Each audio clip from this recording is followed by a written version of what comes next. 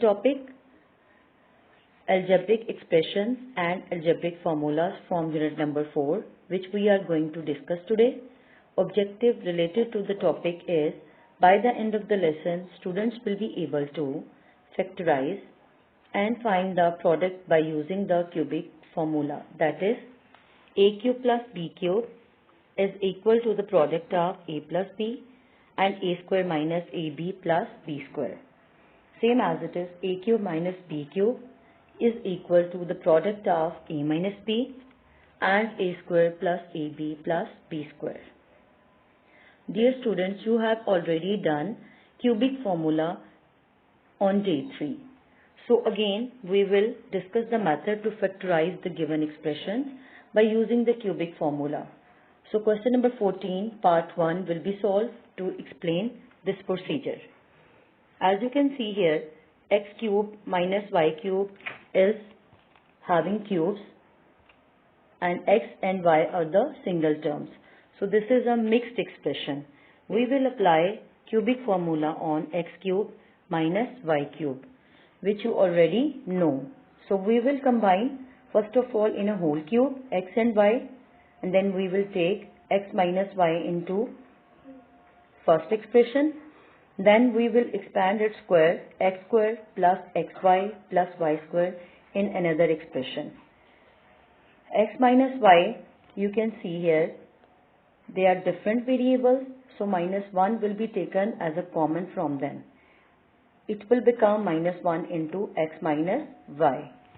Now, x minus y is a common expression in both terms, so we will take it as a common, and rest of the two expressions will be combined in one expression, that is x square plus xy plus y square minus 1. So this is the final answer. Now we will discuss method to find the product of a given expression by using cubic formula. So question number 15, part 1 will be solved to explain it. Now students, you can see here, this is already expanded form of cubic formula. A plus b into a square plus ab plus b square form is given to you, which you have to convert into a cube plus b cube. So we will take a as x square and b as y square. We will substitute the values in the given formula. In this way, you will get x square plus y square multiplied by x square again square minus x square into y square plus y square whole square. Now you will combine it in a cubic formula. That will become x square cube plus y square cube.